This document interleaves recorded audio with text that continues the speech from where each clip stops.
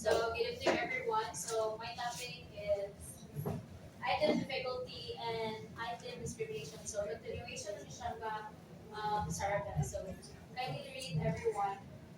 In classroom tests, it is important that each test question or item is neither too easy nor too difficult.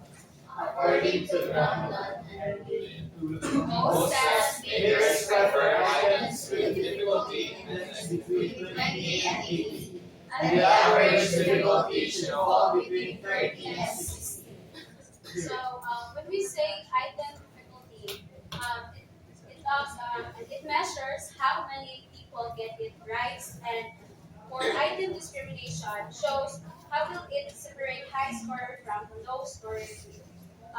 Low scorer, yeah, low scorer. So, so the index of discrimination shows how will a test question can separate students who understand the lesson from those who do not. It is found by comparing how many students from the top group or high scorer and bottom group low scorers answer the question correctly. According to Bell and Frisbee 1991, a question that a lot of high scorers answers correctly, a few low scorers that do has a high discrimination index. So, pag inig magkuha to identify the index of discrimination. So, di ba, i-discuss man niya to kanang unsaon pag kanang magkuha sa items and formula ganyan ni Sarah Bell. So, karon ikuha na to if unsaon siya pagkuha siya as a teacher. So, first, i-collect mo ang papers, then ikuha mo siya. Sana ganing pasunod, ipasunod mo kung ikan sa highest to lowest. So, sa 100 kabog ng mga students, 30, bawa nila ang 30 sa kanang high scorer, then 30 po siya sa kanang low scorer. So, di lang mo ma-identify. So, kanang kuha niya siya, literal di siya mag-discrimination kay katong wala po siya na appeal sa 30 kabog. Mura siya ma-identify nga kana sila dyan ang medyo kuhaan kayo sa klase, wala kayo iba. Wala kayo alam. Hindi wala alam. So, in computerized testing system like ScorePack, test items are analyzed more accurately using statistics. So, one of these methods is called the person-product model correlation. So, according to Thorne 2005, when a test item has high discrimination index, it means that students who did well on the whole test also got the questions right. So, a ScorePack is one shot. It is an application, and it estimates the degree to which an individual item measures the same ability or attribute as the test of the test item. So,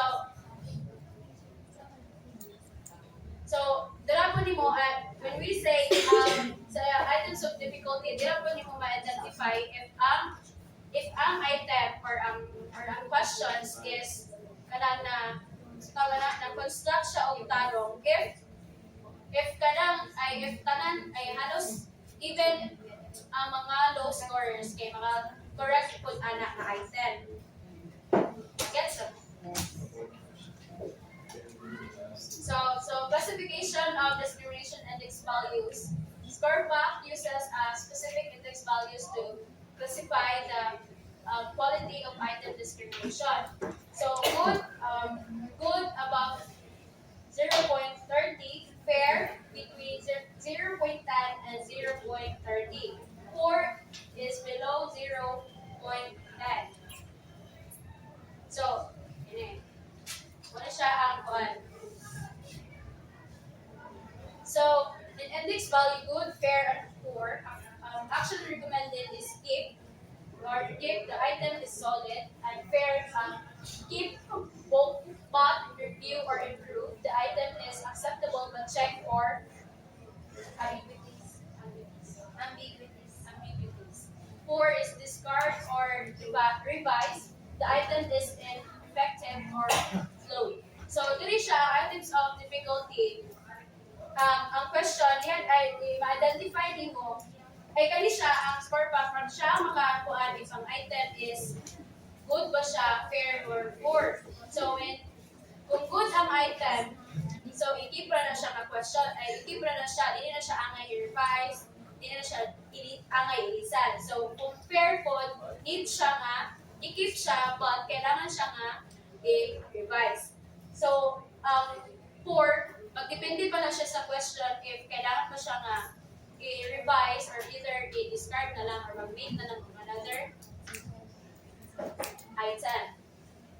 So, in good, diba, good is above. So, in good, we have above 0.30. So, in a 0.30, a very effective discriminating between high and low performing students. So, kaning ang questions ay kaning nga item is given ang mga low scorers kay nakakuha og correct aning nga item.